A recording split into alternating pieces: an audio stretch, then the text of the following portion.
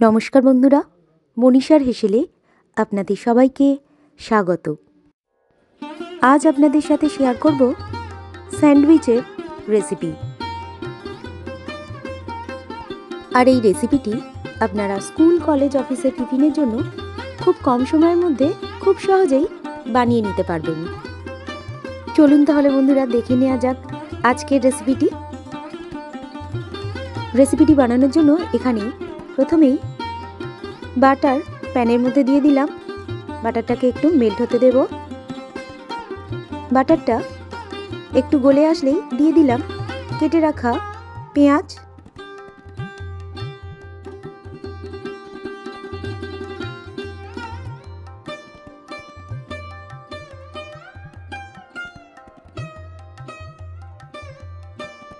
পেঁয়াজটাকে অল্প একটু ভেজে নেওয়ার পর দিয়ে দিলাম ক্যাপসিকাম, কাঁচা লঙ্কা কুচানো দিয়ে দিলাম। এরপর যুক্ত করলাম স্বাদ অনুযায়ী লবণ। এরপর দিয়ে দিলাম 1 চামচ পরিমাণ ধনে গুঁড়ো, 1 চামচ পরিমাণ জিরে গুঁড়ো দিয়ে দিলাম, 1 ছোট চামচ পরিমাণ কাশ্মীরি রেড চিলি পাউডার দিয়ে দিলাম, 1 চামচ পরিমাণ অরিগানো দিয়ে দিলাম। এরপর সমস্ত কিছুকে মিশিয়ে নিলাম। এভাবে একটু ভেজে নেব। লো টু মিডিয়াম ফ্লেমে রেখে এইভাবে পেঁয়াজ আর ক্যাপসিকামটাকে ভেজে নেওয়ার পর একটি পাত্রের মধ্যে তুলে রেখেছি।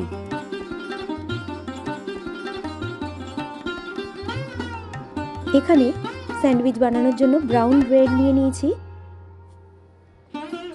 ব্রেডটার মধ্যে প্রথমে বাটার লাগিয়ে নিলাম।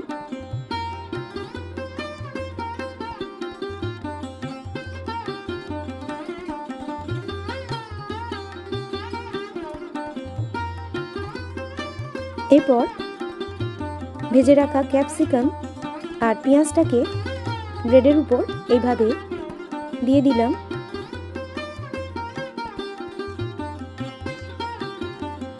আর সর্বশেষে দিয়ে দিলাম 1 থেকে 2 চামচ করে ক্রিম চিজ।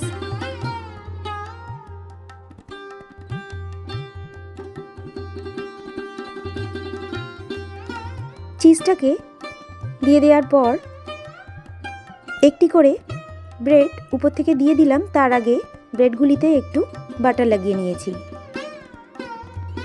এরপর প্যানের মধ্যে অল্প একটু বাটার দিয়ে স্যান্ডউইচগুলিকে উল্টিয়ে পাল্টিয়ে একটু ভেজে নিয়েছি।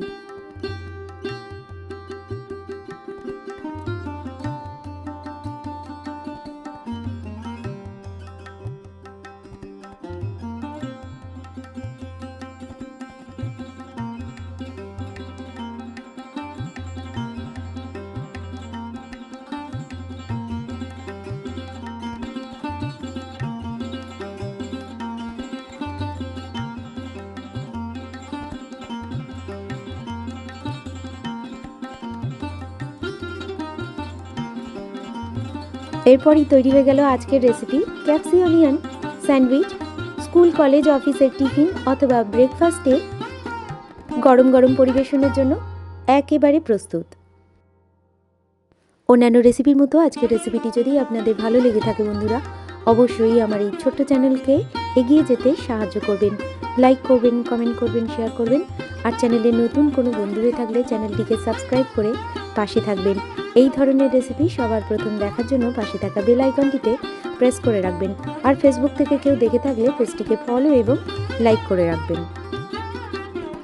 হাতে যদি একেবারেই সময় না থাকে, খুব সহজেই বানিয়ে নেওয়া যায় এই ক্যাপসি অনিয়ন স্যান্ডউইচ।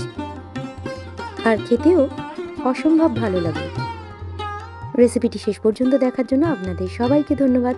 সবাই ভালো থাকবেন, সুস্থ থাকবেন।